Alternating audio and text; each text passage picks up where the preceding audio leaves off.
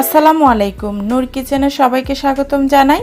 খুবই অল্প সময়ে তৈরি করে নেওয়া যাবে, খেতে হবে অনেক বেশি সুস্বাদু এবং হেলদি উপায়ে বাচ্চাদের একটি বিকালের নাস্তা ও টিফিন রেসিপি শেয়ার করছি।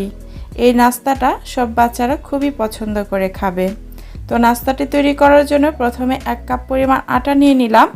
আপনারা চাইলে ময়দা দিয়েও তৈরি করতে পারবেন।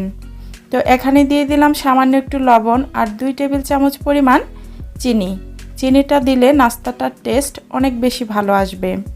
তো অল্প অল্প পানি দিয়ে একটা সফট খামির তৈরি করে নেব। নাস্তাটার খামির যত ভালো হবে, যত সফট হবে নাস্তাটাও তত সফট হবে। তো দেখুন সফট একটা খামির তৈরি করে নিয়েছি। এখন এটাকে একটু ঢেকে রেখে দিচ্ছি। এখন 2টো ডিম নিয়েছি, তার মধ্যে সামান্য একটু লবণ দিয়ে দিলাম। এখানে আমি সামান্য একটু চিনি ব্যবহার করেছিলাম, কোনো কারণে স্কিপ হয়ে গেছে। তো ডিমটাকে ফেটিয়ে নিয়ে আমি একটা ফ্রাই প্যানে সামান্য একটু তেল দিয়ে ডিমটাকে দিয়ে দিলাম। এখন ডিমটাকে আমি ঝুরো ঝুরো করে নেব, মানে স্ক্রাম্বল করে নেব। এ পর্যায়ে কিন্তু চুলার আঁচটা লোতে থাকবে, কারণ হাই হিটে যদি স্ক্রাম্বলটা করা যায় তাহলে কিন্তু স্ক্রাম্বলটা ভালো হবে না এবং খেতেও ভালো লাগবে না। তাই লো আছে ডিমটাকে ঝুরো ঝুরো করে নিতে হবে, কোনোভাবেই ডিমটাকে হার্ড করা যাবে না। তো খামিরটাকে আবারও একটু মথে নিচ্ছি। মথে নেওয়া হয়ে গেলে এখান থেকে আমি 5টা লেচি কেটে নিয়েছি। তার মধ্যে থেকে আমি 4টা লেচি রেখে দিয়ে একটা লেচি নিয়ে একটা ছোট সাইজের রুটি বেলে নেব।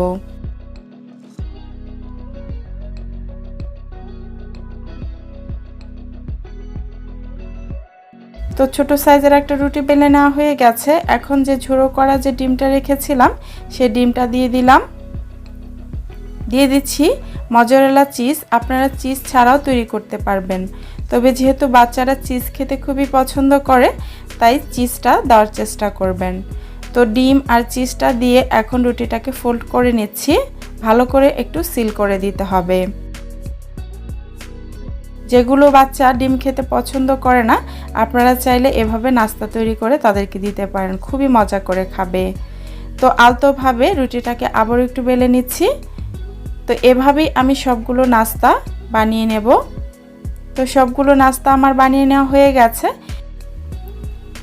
এখন একটা ফ্রাই প্যানে আমি সামান্য তেল দিয়ে দিলাম, তার মধ্যে 2টো নাস্তা দিয়ে দিলাম। নাস্তাগুলোকে আমি মিডিয়াম লো আঁচে গোল্ডেন ব্রাউনিশ কালার করে একটু ভেজে নেব।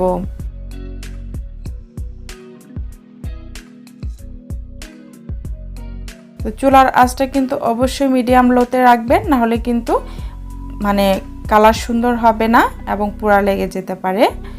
তাই মিডিয়াম লো আঁচে খুব সুন্দর করে ব্রাউনিশ কালার করে এগুলোকে ভেজে নিচ্ছি। তো এটা ভাজা হয়ে গেছে, আমি এখন উঠিয়ে নিচ্ছি। এভাবেই আমি সবগুলো নাস্তা তৈরি করে নেব। তো আশা করছি আজকের রেসিপিটা আপনাদের ভালো লেগেছে, কারণ আপনাদের ভালো লাগাই আমার সার্থকতা। রেসিপিটা যদি ভালো লেগে থাকে একটা লাইক দিয়ে চ্যানেলের সাথে থাকার অনুরোধ রইল। তো আজকে এ পর্যন্তই। সবাই ভালো থাকবেন।